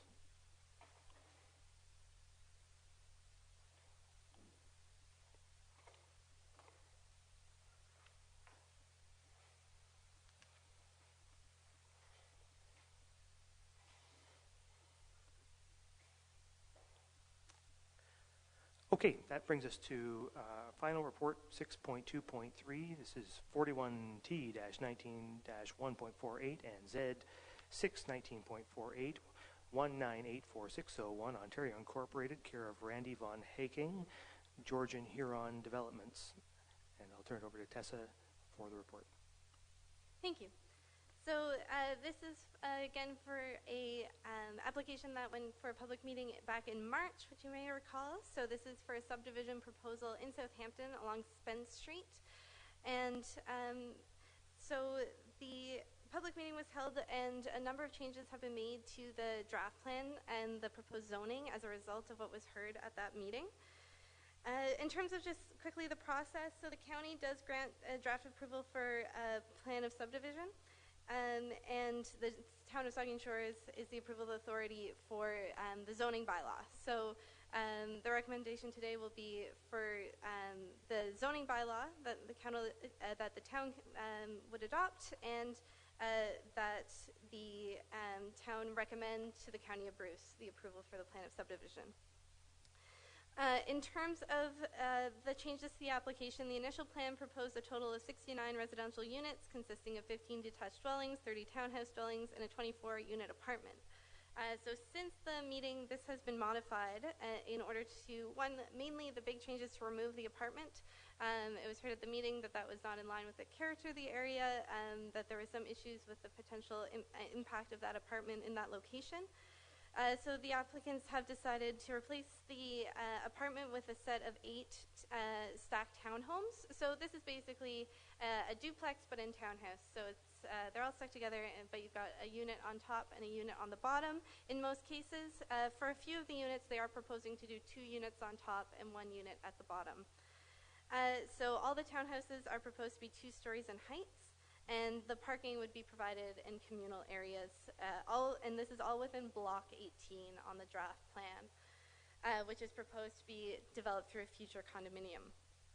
The lots 1 to 15, which are the single detached lots, are unchanged from the previous iteration of the plan. So in terms of the actual concept plan, it looks very, very similar to what was originally submitted, but the zoning is where the real impact is in terms of allowing these stacked townhomes as an alternative to the apartment dwelling.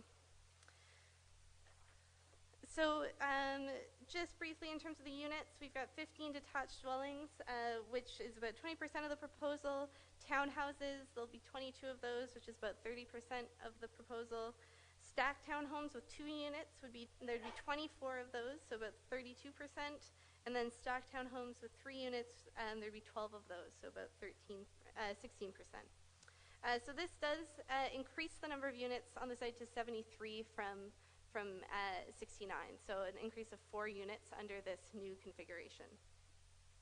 In terms of the provincial interest, this proposal is consistent with the PPS. I did a review of this in the last report, and I believe the proposal satisfies all the relevant policies. In terms of the county official plan, the county has affordable housing policies that require or that support both 30% of new development to be affordable, as well as in the form of medium and high density. So at the public meeting, affordable housing was raised as an issue by members of the committee, and so the applicants did provide the planning department with some additional information regarding the affordability of the units. Based on their research, it's believed that about 32% of the proposed units would be at or under 90% of the average price in the area, in a range of $250,000 at the low end. They also state that nearly all the units would be affordable based on the 60th percentile of income in the area based on the information available, and that advise that the proposed density is required to meet these targets. So in terms of the MMAH, they release a list of kind of what the affordability levels are. And at the 60th percentile for County of Bruce, it doesn't get down to the Saugeen Shores level. We don't have that fine-grained data. But for the County of Bruce, the 30th percentile is about 329,000. So this is in line with that in terms of meeting that 60th percentile, with units ranging from 250 to the about 420,000. So I do believe that this does meet the policy as set out in the county official plan, and is consistent with those policies, as well as being consistent with the minimum densities as set out, and that development be done on full municipal services. In terms of the local official plan, the property is designated residential and natural environment. The natural environment designation in this instance includes those lands which were identified as potential flooding hazards. However, as noted at the last meeting, the flooding mapping for this area is outdated, and any designation does not adequately reflect the hazard. So site-specific engineering has been undertaken and has confirmed that the areas are outside of the Hurricane Hazel flood event standard, and only the proposed stormwater ponds are proposed to remain within the designation as a result of this proposal. The town of Saugeen Shores also sets a target for 30% of new housing to be provided in the form of medium and high density. As mentioned, this proposal exceeds those targets. There's also a number of criteria that the OP establishes for the review of new medium density residential. And I've gone through kind of each of these criteria. There's a number of them, and why I believe that the proposal is able to meet these criteria. I'm happy to answer any questions on those, but I don't think it's necessary to go into all of them.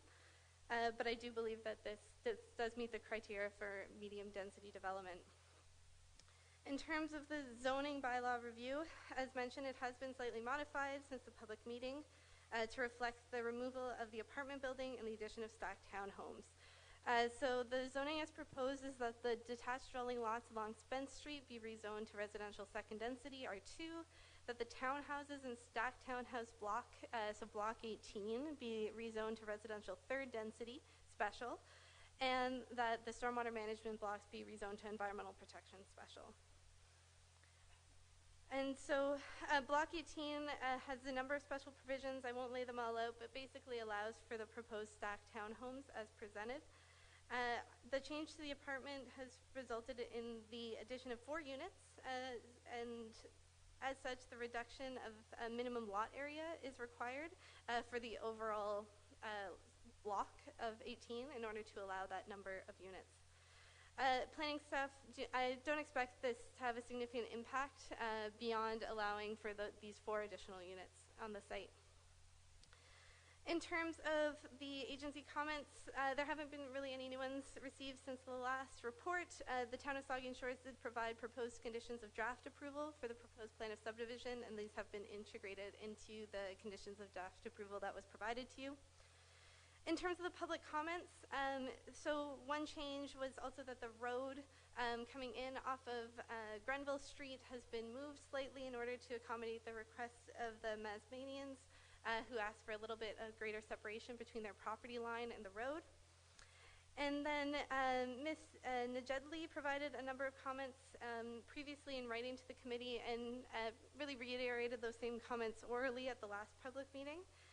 So these are summarized below, and just to briefly touch on them, in terms of flooding, it's important to distinguish between the seasonal pooling that occurs on these lands because of the flat grade and the slow percolation rates, and these lands being subject to a hazard flooding risk that is a stream or a river overflowing its banks and flooding. So these are outside of any flooding risks, but the seasonal pooling that occurs is likely to improve as these lots are drained and stormwater management is brought into the lands, which will allow for the lands to be drained more effectively than they currently are. There was also some concerns in terms of basement flooding and the high water levels. The application should have no impact on groundwater.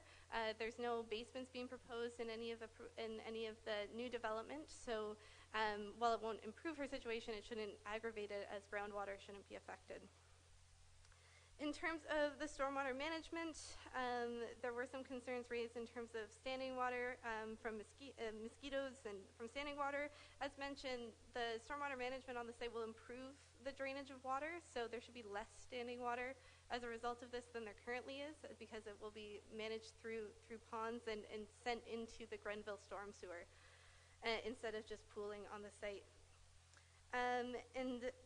She had some concerns in terms of the design details as proposed, but it's standard practice that these be worked out throughout the development process, and the town of Saugeen Shores would have to agree to, it would have to meet their design standards for stormwater management, and these ponds will be conveyed to the town for once they've been developed, and it will be the responsibility of the town to maintain them at the required level.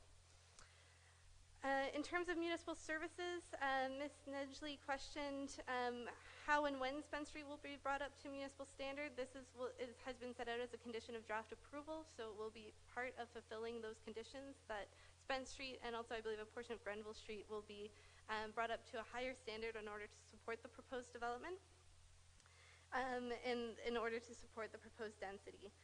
So the draft plan and subdivision agreement provide the opportunity for town staff to continue to work with the developer to identify the best possible solutions to this upgrade, as well as any upgrades required to municipal water and sanitary servicing. Just because those details haven't been fully worked out at this point should not preclude the development from receiving draft approval. That's what the conditions of draft approval and subdivision agreement are there for, to ensure that those changes and standards are met through the process. In terms of zoning and density, there was some concerns that the apartment was not in line, it was too dense for the area, or was not in line with the character. So it has been removed by the applicants, and as a result, now it is all just these townhomes, so everything will be 2-story in height. It should be very much in line with the residential character of the area. Also, the slightly higher density is going to be interior on the site, so along Spence Street, where the existing development is, will remain single detached dwellings. So the character of Spence Street shouldn't change dramatically, and the higher density is interior on the site and separated from the existing development by the stormwater ponds. And there were also some concerns raised in terms of natural heritage and development impacts. There were no significant natural features identified on the subject lands. There were concerns raised about the loss of open space. However, these lands are designated residential in the Saugeen Shores official plan, and the designation permits and in fact directs this type of development to the area. And I believe the appropriate due diligence was conducted in order to ensure that no significant features would be impacted. There were also concerns raised in terms of the impacts from noise and light from an adjacent development. And these are impacts that will occur with new development. There will be new lights and noise, but there are property standard bylaws in place to ensure that that's managed, as well as noise bylaws for any excessive noise. So no additional standards should or needs to be applied in this instance than what we would see in any other urban area of town. So I believe that the comments were made at the last meeting have been addressed through the changes to the draft plan, and with that I do recommend approval.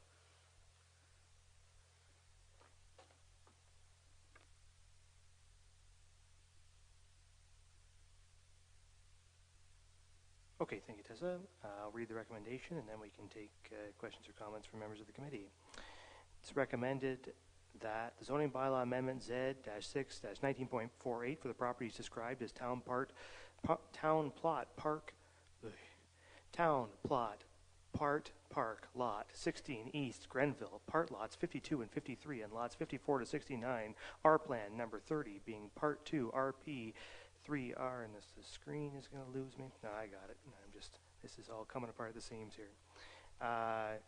be approved as modified, and the necessary bylaw be forwarded to council for adoption, and that council of the town of Saugeen Shores recommend to the County of Bruce Approval Authority that the proposed draft plan of subdivision 41T 19.1.48 be approved as modified in accordance with the draft conditions as attached. Questions or comments from members of the committee? Councillor Grace. Thank you, Mr. Mayor. First, I want to say how much I am impressed with the responsiveness of the developer and our staff in listening to the concerns of residents in the area and making adjustments. I was really impressed with the extent to which you made those changes. I did have a couple of quick questions. One is about the functional servicing report on the new water mains. One of them talks about a water main, a 200 millimeter diameter water main that would be on site and would be providing a loop from Grenville to Spence Street to the Spence Street entrance. And then it goes on to talk about another 200 millimeter diameter water main. I don't know if it's another one or if it's the same. My question is the new 200 millimeter diameter water main easterly from Spence Street, the Spence Street entrance to Anglesia, is that in addition to the one on site? I'm not sure off the top of my head, but I mean, any water that's required for the development through the draft conditions, all of those servicings being installed are part of the draft conditions, so any details in terms of where and what services need to be installed would be finalized through the development process, but in terms of that specific question, I'm not sure. Are you asking if there would be a second water Well, main? I wasn't sure how it read. Yeah, no, I think the end result will be there will only be one water main continuously, and the various components will come off into the subdivision over to Grenville, and then that section from Spence all the way to Anglesia will still just be a single pipe to service potential lands to the south or east of the subdivision. Okay, I have one more question, if I may. At the end of the agreement, it talks about the fact that this development could be done in phases, subsequent phases, and it allows for a significant amount of time between each phase, possibly, potentially. So my question is, given the possible extended timing of the phase construction plan, at what point would the stormwater management ponds be constructed, and how might that affect the ability of residents to move in and start using those properties? Well, the short answer is they would be installed when they're required, if that's not detailed enough. If the lands fronted on Spence were phase 1, for example, and they did not require a storm pond, the storm ponds to be constructed to the north, the storm ponds won't be part of that phase. If you're building the storm pond, if you're building the condo road from Granville East, and a phase was only part way, the storm ponds would be built would be required at the very first time you extend from Granville to the east, because they would be needed to service those lands that are being built. That's have I understated it, overstated it? Okay. Does that make sense? Okay. Further questions from committee members? The Vice Deputy Mayor?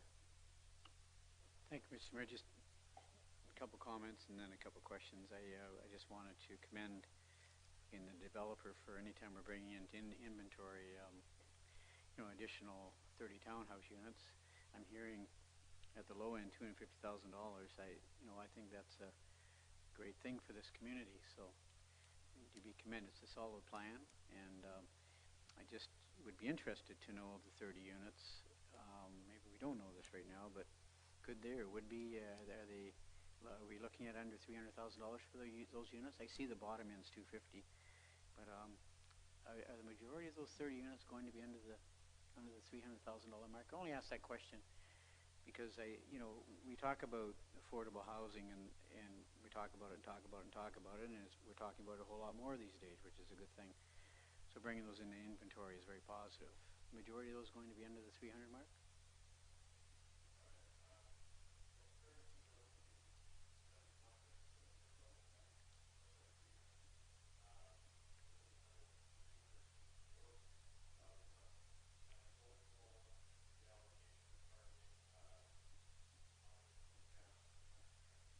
That's okay. That's okay. Yeah.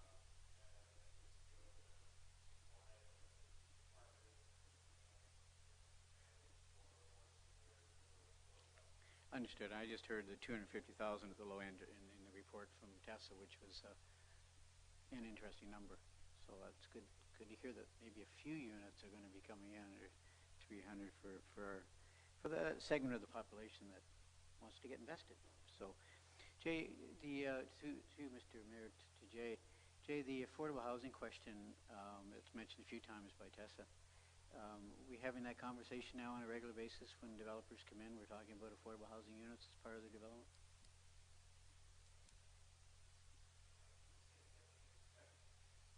We're having a discussion with all of our housing providers, but each one is unique circumstances based on their location, and not all are able to provide it. So I would just caution in the sense that don't expect every development to be able to accommodate it. But we're talking about it a whole lot more than we were a year or two ago. Oh, yes. That's a good thing. Thank you. Further comments from members? I would say, so I support the recommendation. I will say, from my perspective, a little bit disappointed to lose those apartment buildings in there, because from my perspective, that affordability question is paramount. And the higher density we can get in some of these developments, the more affordable some of these units will be. And so I appreciate what had to be done to sort of bring this in, and there are going to be some affordable units, and certainly this development is going to meet what's required in the county official plan for affordability, which is really good, and very happy to see that. But I would say that we really do need to say, as a council and a municipality, that we need to push those developers to deliver that affordability, to deliver it as much as possible, and to drive those prices down as much as they can by providing high density. And as I have said around town a few times in the last little while, we have to push our community and the members of the public who might come and say that that's a problem to accept it. And it's not just because it's fun to push for that. It's because there's nearly 300 families in this community who cannot afford to live here. And I know none of the people up here are willing to accept that. I certainly am not. And so I say, and I know that staff is working hard to push those developers, and I would say push them, because when they come here, at least as far as I'm concerned, the expectation is going to be they deliver some affordability. And this developer has, and I certainly appreciate that. And so as a recommendation, will certainly have my support. So with that, if there's nothing further, I'll ask all in favor of the recommendation. That's carried. So that brings us to the end of the agenda. I just want to say before we adjourn, thank you to Linda and to staff for pulling this off here tonight, getting us up here. This is not easily done, and so thank you guys for accommodating so many people in here this evening and for doing that work. I know council really appreciates it, and to the planners as well for all of your work this evening. You've done your work extremely well, so thank you. So with that, I'll take a motion to adjourn. Moved by Councillor Mayette, second by Councillor Smith. All in favor? We are adjourned.